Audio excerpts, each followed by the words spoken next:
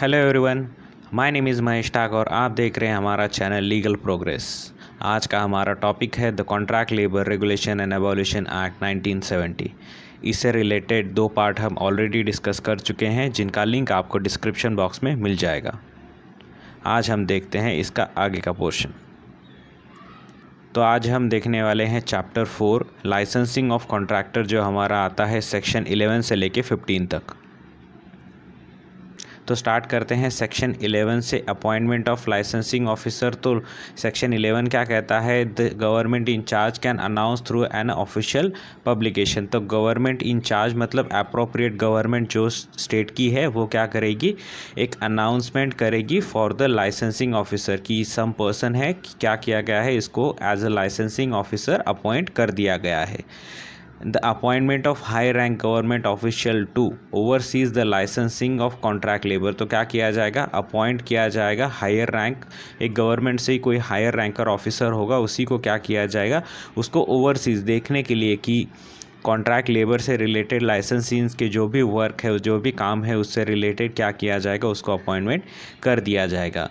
And the specific areas where this official can use their authority given by the law. तो क्या किया जाएगा? एक तो अपॉइंटमेंट किया जाएगा, पहले ये तो है, उसके बाद स्पेसिफिक एरियाज़ बताया जाएगा कि समझ लीजिएगा कि महाराष्ट्र है और वहाँ पे एक एरिया दिया गया है कि पुणे है, एक एरिया दिया गया है मुंबई है, समझ लीजिएगा कि ऐसे एरिया क्या किए गए हैं, उनको अलॉट कर दिए गए हैं। तो ये क्या किया जाएगा?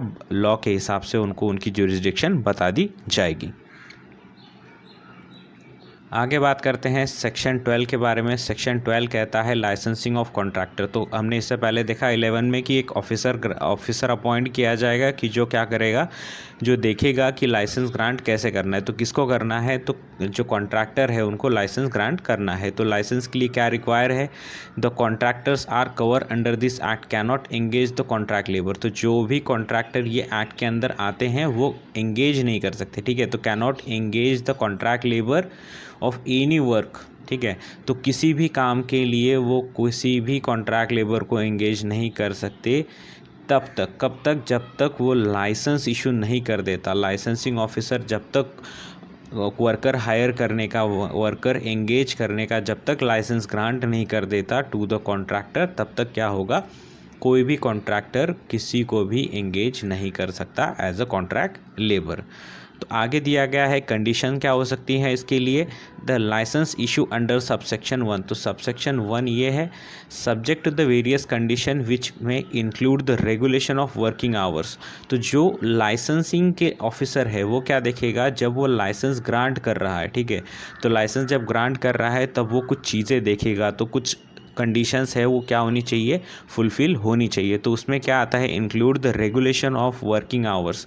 तो जो कॉन्ट्रैक्ट लेबर है उसने क्या करना चाहिए? वर्किंग आवर्स फिक्स करने चाहिए कि जो हायर कर रहा है कॉन्ट्रैक्ट लेबर, तो कुछ चीज़ें हैं, तो वर्किंग आवर्स उसमें से है। वेजेस फिक्सेशन होना चाहिए, प्रॉपर उसको वेजेस दे रहे हैं नहीं दे रहे हैं आप, तो क्या कैलकुलेशन से उसको, किस मेजर से उसको क्या किए जाएंगे, वेजेस दिए जाएंगे, ये भी उसमें स्पेसिफाई होना चाहिए। Provision of essential amenities of contract labour. तो उसके अलावा क्या है? तो उसको एक प्रोविज़न दी गई है और क्या होना चाहिए? उसको इसेंशियल जो भी ज़रूरी चीज़ें हैं, ज़रूरी एमिनिटीज़ है, वो भी कॉन्ट्रैक्ट लेबर को मिलनी चाहिए। And the any other condition deemed necessary by the appropriate government in the accordance with the rules establish under the section 35 of this act.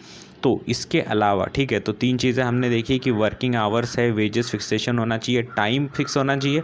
ये नहीं है कि कॉन्ट्रैक्ट लेबर है तो 12-15 घंटे काम कर रहे हैं, ये भी नहीं होना चाहिए। और जितना काम कर रहे हैं तो उतना क्या है? वेजेस फिक्सेशन होना चाहिए। इसके अलावा और कुछ एमिनिटीज़ उनको लगती है जो ज़रूरी है उनके लिए, वो मिलनी चाहिए। और आगे बताया गया है कि एनी कंडीशन डीम्ड नेसेसरी। तो appropriate government at that time अगर कुछ चाहती है कि और कुछ कंडीशन उस पर लगा ली जानी चाहिए, तो वो क्या कर सकते हैं? वो उस पर लगा सकते हैं under section 35। The licence is granted upon the payment prescribe a fee and deposited for the specific amount as a security to ensure the compliance with the prescribed condition। तो जब लाइसेंस ग्रांट करने के लिए जो application दिया जाएगा, ठीक है, तो ग्रांट करने के लिए ग्रांटेड द पेमेंट प्रेस्क्राइब फ़ी, तो उसके लिए क्या है कि एक फ़ीस प्रेस्क्राइब की गई है लाइसेंस के लिए।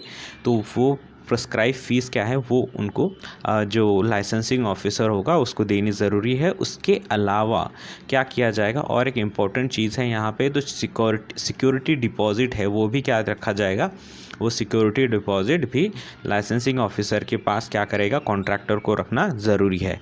तो सिक्योरिटी डिपॉजिट क्या होगा कि सिक्योरिटी ये उसके लिए होगा कि वो सिक्योरिटी ये इंश्योर करेगी कि जो कंप्लायंस है, जो कंडीशंस दी गई हैं, ठीक है, तो वेरियस कंडीशंस जो है वो फुलफ़िल करने के लिए ये सिक्योरिटी डिपॉजिट मेन इंपॉर्टेंट काम करेगा। जैसे ही इसमें से कोई भी चीज़ अगर गलत हो जाती है तो ये हो जाएगा कि जो लाइसेंसिंग ऑफिसर है वो क्या कर सकता है, ये सिक्योरिटी डिपॉजिट में से कुछ पैसे काट सकता है, कि या फिर जब रिन्यू करने जाएंगे तो या फिर कुछ कंडीशंस फॉलो नहीं की जाएगी तो ये सिक्योरिटी डिपॉजिट क्या किया जाएगा, फॉरफीचर किया जाएगा। तो ये हमारा आता है सेक्शन 12। आगे बात करते हैं सेक्शन 13 के बारे में, जो बताता है ग्रांट ऑफ लाइसेंस। तो हमने देखा पहले कि लाइसेंस निकालना क्यों ज़रूरी है, और लाइसेंस के कुछ कंडीशंस भी है वो जो कॉन्ट्रैक्टर को फुलफ़िल करने चाहिए। तो इसके बाद लाइसेंस ग्रांट कैसे होगा वो हमारा दिया गया है सेक्शन 13 में। The application of the licence, तो एप्लीकेशन देना है। The contractor seeks to license under section 12(1) must be submit an application in the prescribe format. तो क्या किया गया है, तो कॉन्ट्रैक्टर जो बताया, इससे पहले हमने सेक्शन देखा था 12A में बताया गया था कि जो एप्लीकेशन सबमिट कर रहा है वो क्या होना चाहिए, एक प्रिस्क्राइब फॉर्मेट में सबमिट करना चाहिए, एक प्रिस्क्राइब फॉर्मेट में ही होना चाहिए। The application should include the detail of establishment location. तो क्या होना चाहिए, जो एप्लीकेशन दे रहे हैं वहाँ पे एक इंक्लूडिंग डिटेल्स इंक्लूड होने चाहिए, जैसे कि जो कॉन्ट्रैक्टर का इस्टेब्लिशमेंट है उसका लोकेशन होना चाहिए, टाइप ऑफ प्रोसेस क्या है, ठीक है, तो जो कॉन्ट्रैक्ट लेबर आप हायर कर रहे हैं तो उनको किस प्रोसेस में आप लगाना चाहेंगे, किस ऑपरेशन में लगाना चाहेंगे, और काइंड्स ऑफ वर्क क्या होगा, तो ये सब उसमें क्या होना चाहिए, मेंशन होना चाहिए। For contract labour will employed, तो जो एम्प्लॉयड है वही बताया गया है कि जो एम्प्लॉयड आप एम्प्लॉय रख रहे हो तो उनके लिए ये चीज़ें सारी होनी चाहिए। And the other information as prescribe, तो और इससे रिलेटेड भी कुछ चीज़ें क्या हो सकती है, उसमें प्रिस्क्राइब की जा सकती है। इन्वेस्टिगेशन ऑफ लाइसेंसिंग ऑफिसर, तो क्या किया जाएगा, पहले तो एप्लीकेशन दे दिया तो वो एप्लीकेशन पे क्या करेगा, लाइसेंसिंग ऑफिसर देखेगा कि इन्वेस्टिगेशन करेगा कि जो भी प्रिस्क्राइब डिटेल दी गई है, ठीक है, तो जो डिटेल्स भरी गई हैं जैसे कि इस्टेब्लिशमेंट का लोकेशन, प्रोसेस, ऑपरेशन, वर्क, जो भी कॉन्ट्रैक्ट लेबर को चाहिए तो वो क्या करेगा, लाइसेंसिंग ऑफिसर ग्रांट करने से पहले, जो लाइसेंस ग्रांट करने से पहले उसको इन्वेस्टिगेशन करना ज़रूरी है। The licensing officer has the authority to conduct an investigation regarding the application received under the subsection 1. The officer must follow the prescribed procedure while carrying out such investigation. तो क्या करेंगे, अथॉरिटी क्या करेगी, conduct investigation conduct करेगी। जैसे मैंने इससे पहले कहा कि क्या करेंगे, जो भी एप्लीकेशन रिसीव हुआ है अंडर सबसेक्शन 1, ये सबसेक्शन यहाँ पे जो एप्लीकेशन रिसीव हुआ है उसके लिए क्या करेंगे, इन्वेस्टिगेशन करेंगे, देखेंगे कि जो प्रिस्क्राइब दिए गए हैं डिटेल्स वो सही से है या नहीं, या कि मिस रिप्रेजेंटेशन हो रहा है या कुछ हो रहा है, यहाँ पे क्या किया जाएगा, उसको क्लियर किया जाएगा।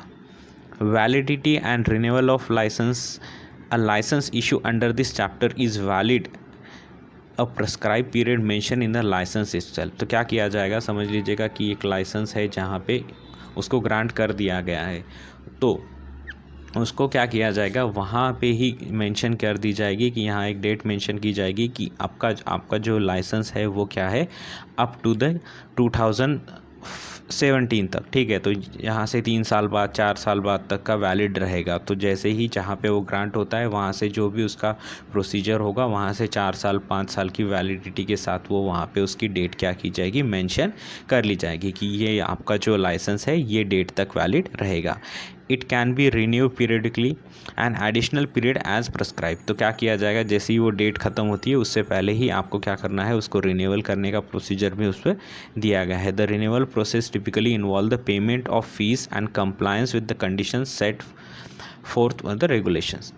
तो क्या किया जाएगा, सेम वही है, जैसे ही नया निकालने के लिए प्रोसेस करते हैं वैसे ही रिन्यूअल की प्रोसेस रहेगी कि उसमें क्या करना पड़ेगा, आपको फ़ीस पेमेंट करना पड़ेगा और एक कंप्लायंस कर रहे हैं, ठीक है, तो कंप्लायंस की जो भी कंडीशन है वो आपको फुलफ़िल करनी पड़ सकती है। सेक्शन 14 हमारा बात करता है revocation, suspension and amendment of licence. ठीक है, तो पहले हमने देखा कि एप्लीकेशन दिया गया था, कंडीशंस फॉलो की गई थी, उसके बाद लाइसेंस ग्रांट भी कर दिया है। लेकिन अब सिचुएशन में ऐसा हो सकता है कि रिवोकेशन हो सकता है, सस्पेंशन हो सकता है, या फिर जो लाइसेंस ग्रांट किया गया है वो अमेंड भी हो सकता है। तो ये सब चीज़ें कहाँ होगी? Under section 14।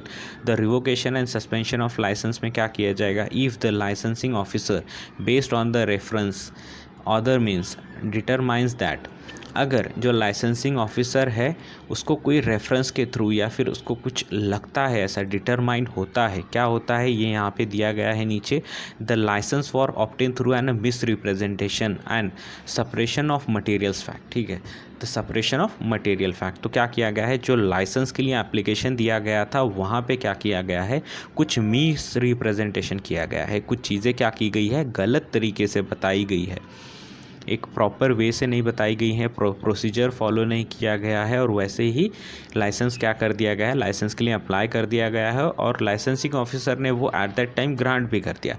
तो जैसे ही पता चलेगा, ठीक है, तो जैसे ही डिटरमाइंस होगा वैसे ही क्या किया जाएगा, उसको रिवोक करा सकता है। या फिर क्या होगा, सस्पेंशन ऑफ मटेरियल फैक्ट जो है, तो मटेरियल फैक्ट्स जो है अगर वो छुपाए हैं, ठीक है, तो जब लाइसेंस दे रहे हैं, ठीक है, कॉन्ट्रैक्ट के लिए, तो ये बताया गया था कि जो भी कॉन्ट्रैक्ट लेबर हैं जो हायर किए जा रहे हैं वो फॉर द कंस्ट्रक्शन के लिए हायर किए जाएंगे, ये एप्लीकेशन में दिया गया था। लेकिन जब लाइसेंस ग्रांट किया गया और उसके अंडर जो कॉन्ट्रैक्टर ने जब लेबर हायर किए गए हैं एज अ कॉन्ट्रैक्ट लेबर, तो उनको क्या कर दिया, एज अ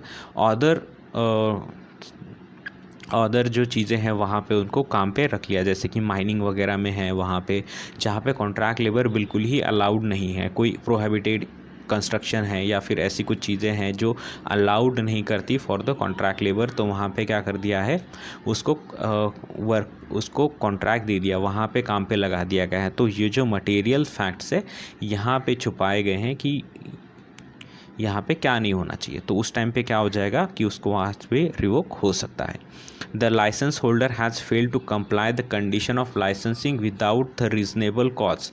अब क्या चीज़ है, जैसे बताया गया था कि जब लाइसेंस ले रहे हैं तो कुछ कंडीशंस बताई गई थी हमें कि क्या है कि वेजेस फिक्सेशन होना चाहिए, वर्किंग आवर फिक्सेशन होनी चाहिए, जो प्रॉपर एमिनिटीज़ है, इसेंशियल एमिनिटीज़ है, वो कंडीशंस के साथ दी गई थी कि ये कॉन्ट्रैक्ट लेबर को दे देनी चाहिए।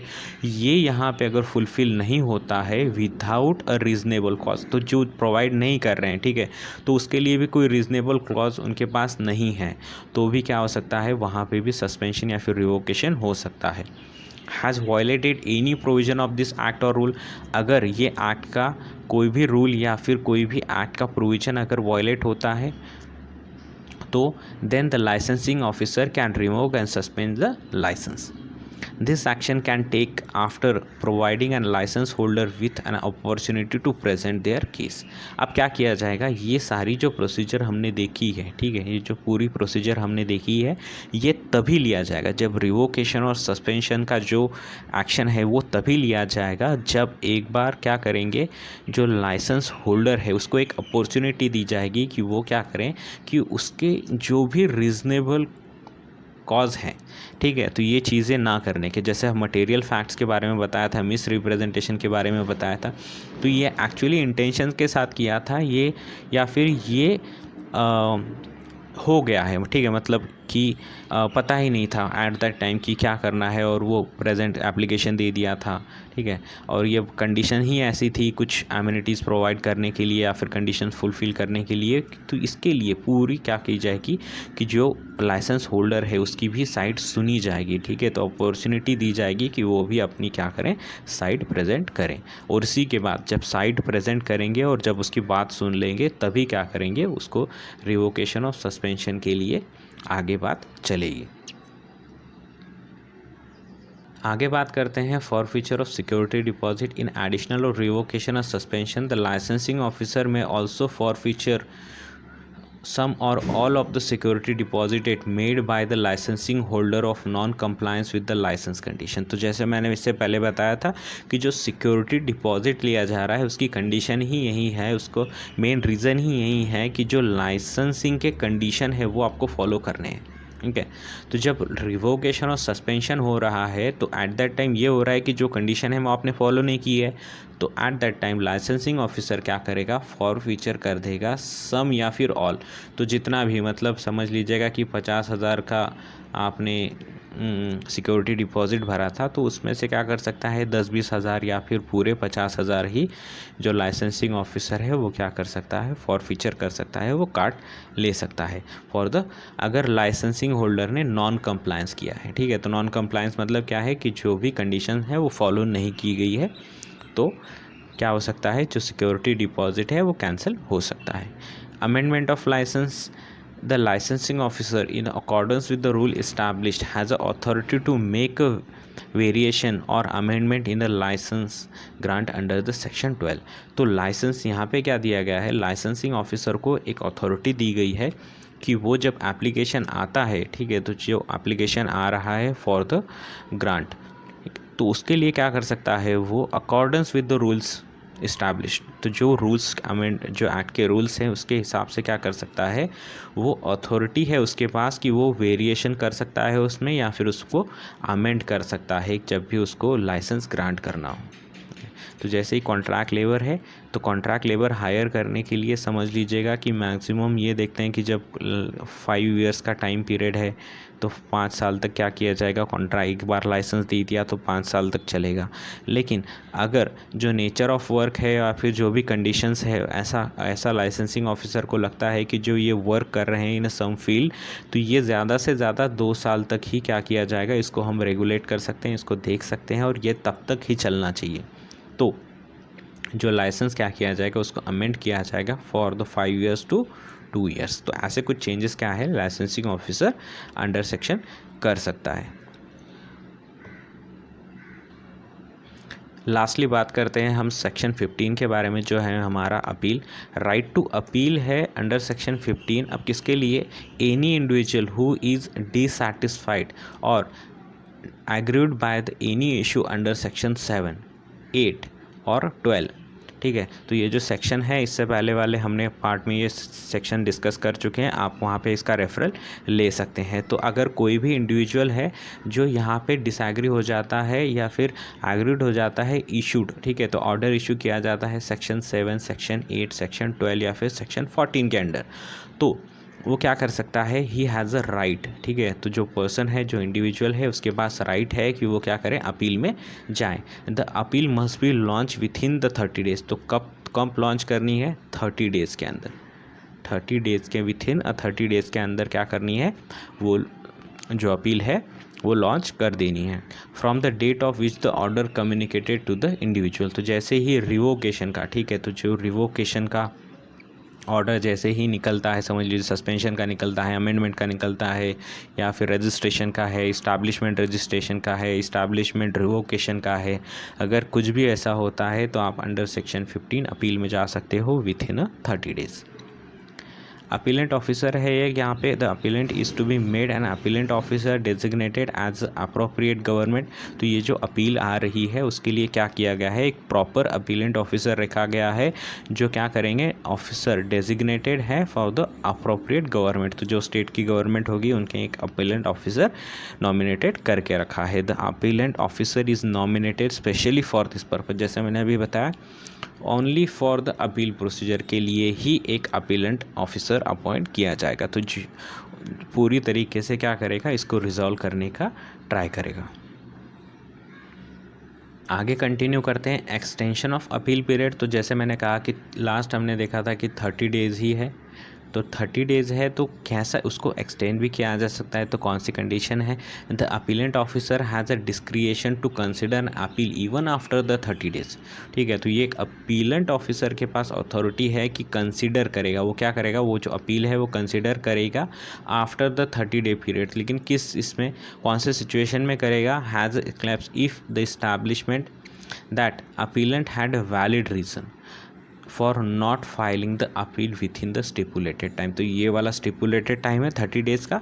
तो अपीलेंट जो है, ठीक है, तो जो पर्सन अपील कर रहा है, जो इंडिविजुअल अपील कर रहा है, कोई कॉन्ट्रैक्टर है, कोई कॉन्ट्रैक्ट लेबर है, या फिर कोई इस्टेब्लिशमेंट प्रिंसिपल ओनर है, वो अगर उसके पास क्या होना चाहिए कि अगर वो 30 डेज़ में नहीं करता है अपील, तो उसके पास एक होना चाहिए कि एक वैलिड रीज़न होना चाहिए। देख रहे हैं आप, एक वैलिड रीज़न होना चाहिए कि उसने ये 30 डेज़ में क्यों नहीं किया है, क्यों उसने फाइल नहीं किया है, क्यों उसने अपील के लिए नहीं गया है विथ इन द 30 डेज़। तो एक प्रॉपर क्या होना चाहिए, वैलिड रीज़न होना चाहिए। अपील की प्रोसेस क्या होगी, upon receiving appeal, the appellant officer is required to provide an appeal within an opportunity to present their case। तो जैसे ही अपील की ये रिसीव हो जाएगा, अपील रिसीव हो जाएगी, अपीलेंट ऑफिसर क्या करेगा, जो अपीलेंट को एक चांस देगा, अपॉर्चुनिटी देगा कि वो क्या करें, वो उसकी केस क्या करें, प्रेजेंट करें कि क्यों ये सिचुएशन में वो आ गया है। तो क्या मिसकंसेप्शन हुआ है, मिसअंडरस्टैंडिंग हुई है, या फिर कुछ में सच में कुछ ऐसी चीज़ें हुई हैं कि जो रिवोक होना चाहिए था वगैरह। तो अपीलेंट जब आ रहा है अपील में, तो वो अपनी साइड भी यहाँ पे रख सकता है। The officer must handle the appeal and make a decision as quick as possible. तो क्या करना है, जैसे ही ऑफिसर हैंडल कर रहा है अपील, तो उसको एक करना है कि उसको एक डिसीजन देना है। तो डिसीजन कैसे देना है, एज क्विक एज पॉसिबल। तो जैसे ही वो अपीलेंट को सुनेगा, ठीक है, तो जैसे ही अपॉर्चुनिटी दी जाएगी उसको सुनने के लिए, तो जैसे ही सुनेगा उसकी साइड उसको पता चल जाएगी, और जैसे ही सुनेगा एज क्विक एज पॉसिबल उसको क्या करना है, डिसीजन दे देना है। आई होप कि आपको ये वीडियो अच्छी लगी है, तो इसे लाइक करें, हमारे चैनल को सब्सक्राइब करें, और ऐसे ही वीडियो के लिए बेल आइकन दबाना ना भूलें। Thank you so much.